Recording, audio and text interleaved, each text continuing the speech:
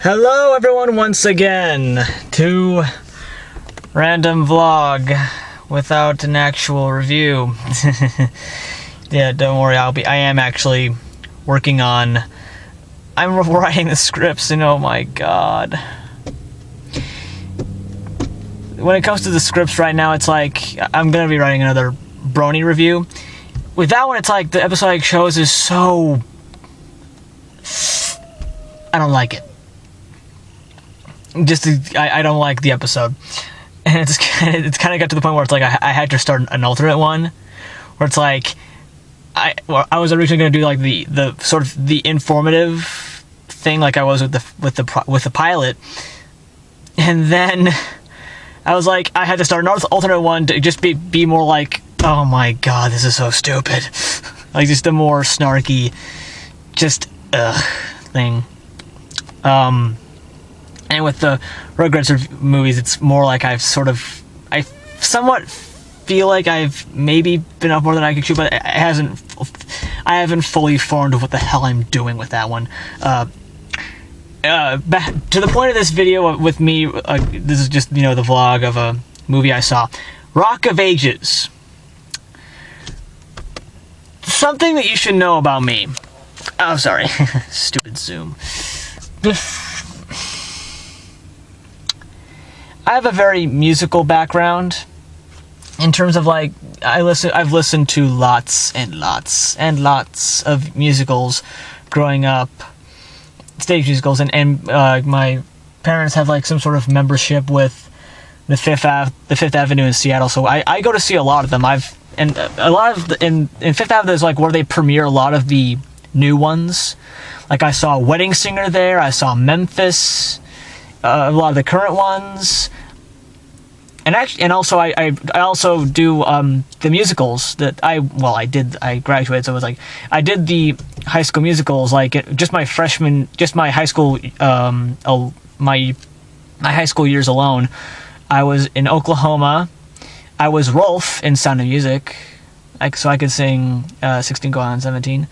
I was the lead. I was, my junior year, I was Robbie Hart in Wedding Singer. Yeah, they made a musical out of Wedding Singer. And it's pretty damn good.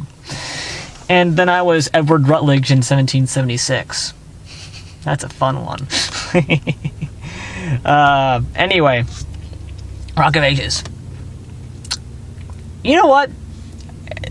The last two movies I saw, this is kind of a really interesting study in contrast when it comes to these things, because, like, all these movies, the Battleship and Snow White and the Huntsman, it's like, basically they just kind of take up the theater. They're nothing life-changing, they're just movies that take up the theater, really.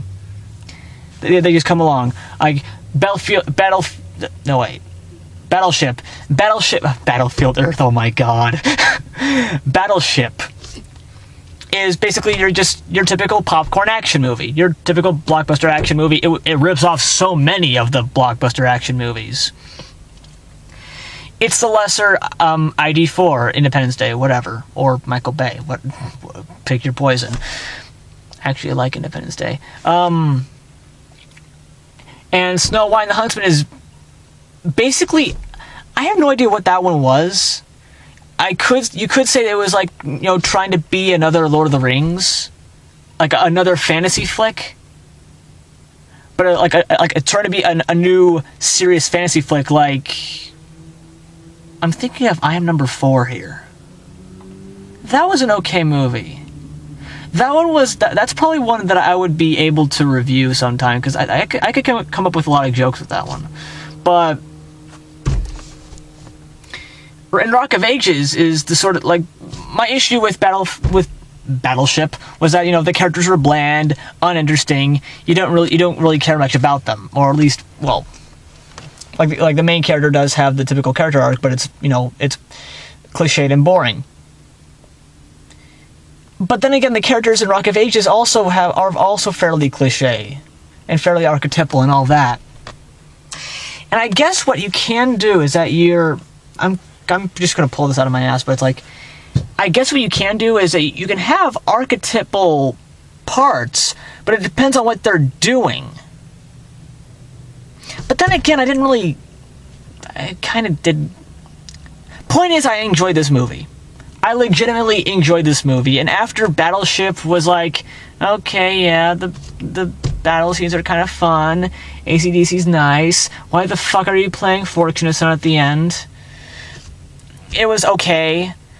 Snow White the Huntsman, holy fucking shit. That had such a soul-crushing atmosphere in that movie. I couldn't enjoy it because it was trying to be good, but it wasn't. It was trying to be serious good, but it wasn't good at all. Or it was not good enough for me to care, and it was just soul-crushing and draining and blinding even. Because the sun was freaking blinding. I came at night. Rock of Ages, you know, thanks to my you know, I'm like how I deal with musicals. I enjoy musicals, and considering that this is, you know, one of those jukebox musicals with you know, the classic rock stuff, I'm going, okay, I'm fine, I'm good. You got some good singers. Tom Cruise is pretty competent. For me, he's not noticeably bad. I can't really sense who's a good singer. So whenever I hear, like, it's like, oh, Tom Cruise can't sing, I'm going, he sounds fine to me. He sounds okay. It's kind of like Christian Bale in Newsies. Yeah, Christian Bale in Newsies. Well, except Christian Bale, he's basically able to act through the singing. Like, he's not like a really good singer. He's able to, you know, add some charisma to it. Or like William Daniels, he couldn't really sing that much in the movie 1776. And he was just fine because he was basically putting, you know, acting and, you know, personality into the and gravitas into his voice. So there are different ways for actors to figure this out. Russell Brand was fun. He was great. Alec Baldwin was great. The two leads, I have no idea who the hell they are. They're pretty nice. You know, it's got, for me to enjoy a movie, you kind of have to, I know it's probably technically not a good movie, you know, played out cliched stuff. Well, then again, for most musicals, they are kind of played out in cliche, but then again, I actually did stumble upon the soundtrack to the stage musical. Holy fucking god. The track list is so freaking long on that one. And most of it is mashups. And it's like they're like repurposing all, like, they actually did like some repurposing lyrics with that one, so wow. Oh, I went 8 minutes without really talking about the typical story of, like, you know, girl from Tulsa, Oklahoma comes to LA, wants to become a singer, gets mugged. Wait, no. The movie starts off like, the introduction is with Tom Cruise singing Paradise City. But you don't actually see Tom Cruise yet. It's just, you know, the opening title crawl is just, you know, Paradise City. And then you see, like, the main girl, Sherry, in a bus.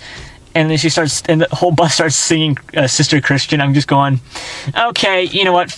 The whole, how it was set up, you can't take this seriously. So you know what? I'll just enjoy the songs and I'll be fine with it. I'll see what you do with it. You know what?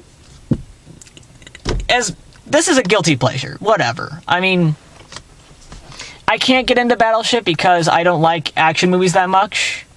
In order for me to like an action movie, I have to sort of care what's going on, about the stakes or whatever. Like with Avengers, I liked the characters in Avengers, therefore I gave a shit about. Therefore, I cared about them. I cared about the stakes, and then I thought the action was awesome. And that's why I wasn't really getting into. Somewhat Snow White and the Huntsman, because the characters were so flat that I really couldn't get into it. But here, the characters were, yeah, bland, but the setting that they were in, we know a corny musical using classic rock songs. I'm game, whatever. You have my attention, you're keeping it, you're doing your job just fine, whatever. Okay, so there's the girl who wants to be a singer and then gets the job at the big bar on the Sunset Strip because of this one guy who wants to be a rock star. And Alec Baldwin and Russell Brand run the bar. And Tom Cruise is the big star, Stacey Jacks, or Conroy Birdie. That's two different tastes, two different musicals. Wow. And should I really just cap the plot? Jeez.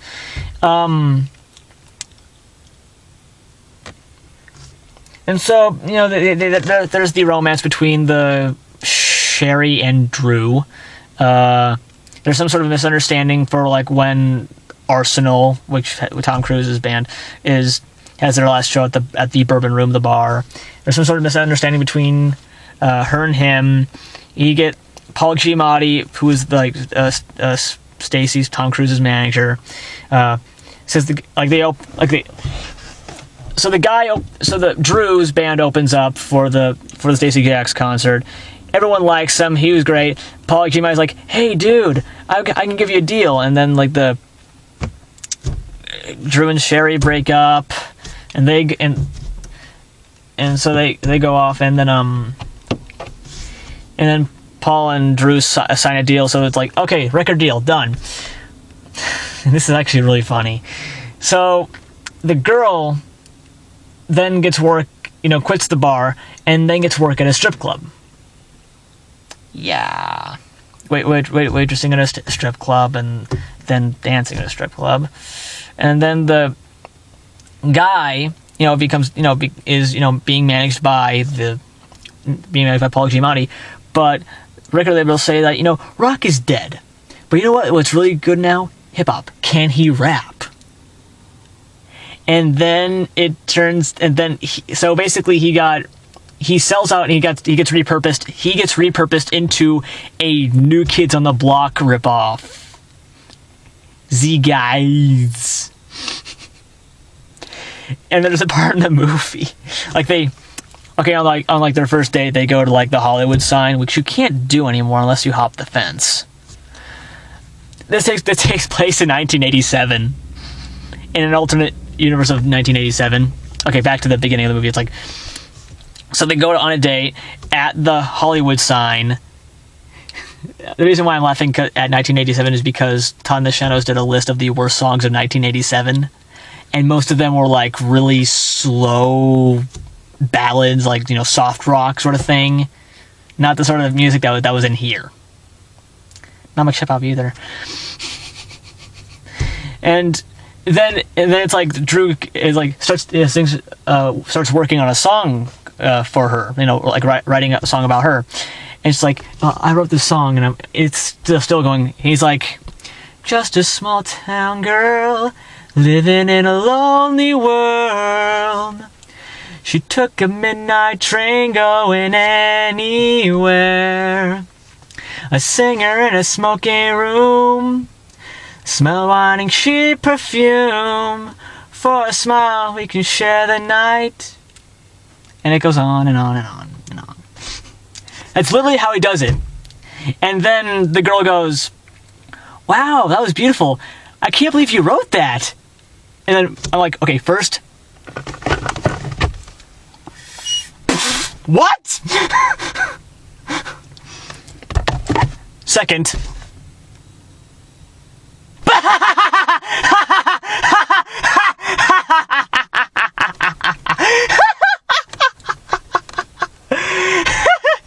he wrote that. Really? Journey does not exist in your alternate fictional 1987? Really? I can see Van Halen records and REO Speedwagon, and really?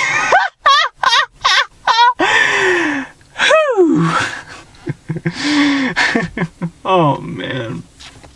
So I got a kick out of that one. I was going, really? Jesus.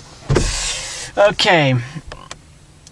There's a part in the movie where it's like Alec Baldwin and Russell Brand have been working like since near the beginning.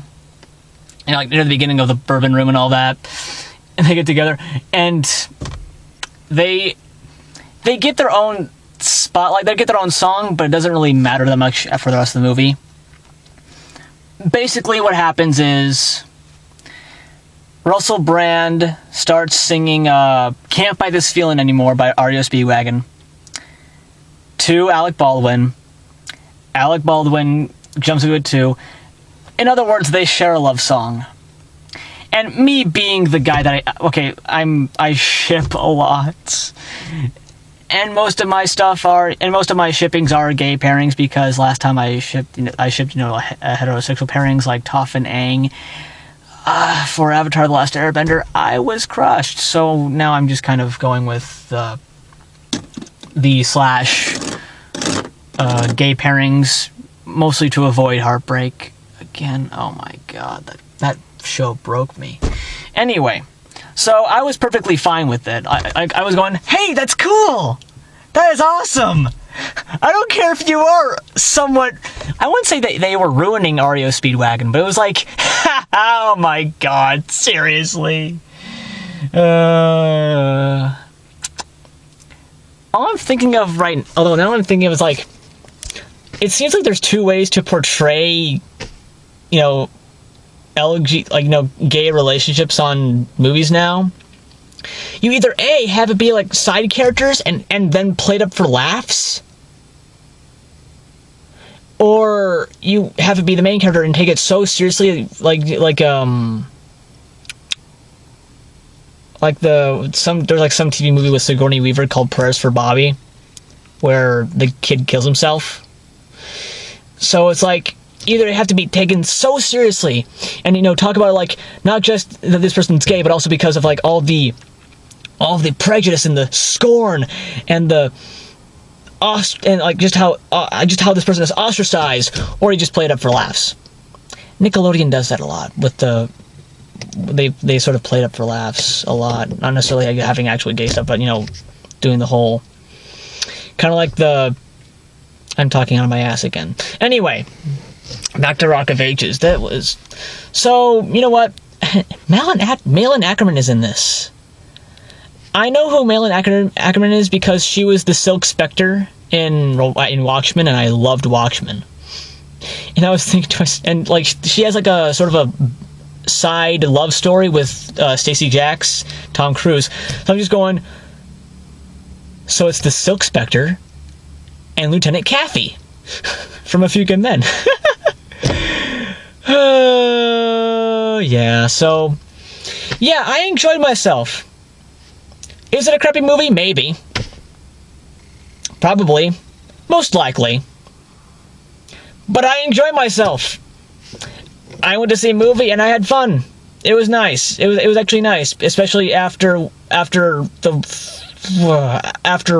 Snow White.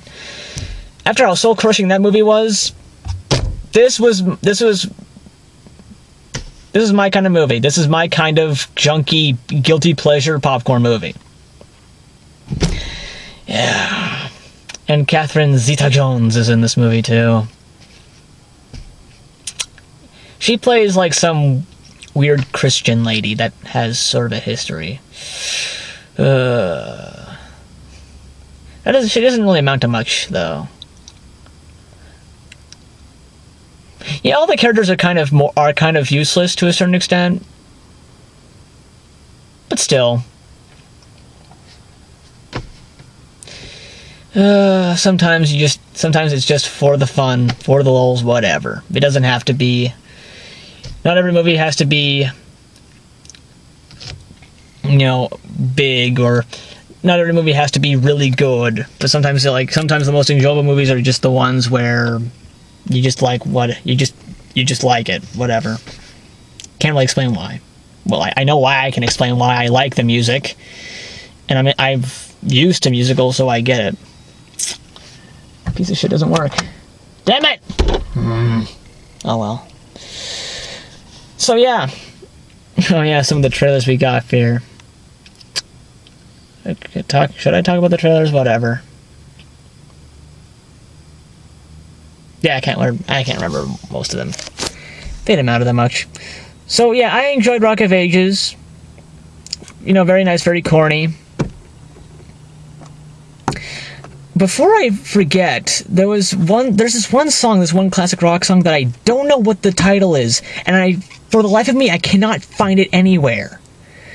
It's like the one with the keyboard goes do do do do do do do do do do do do do do.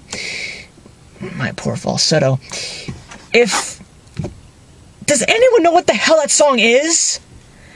Because whenever I hear it, it's like, wow, this is a really cool song. What's it called?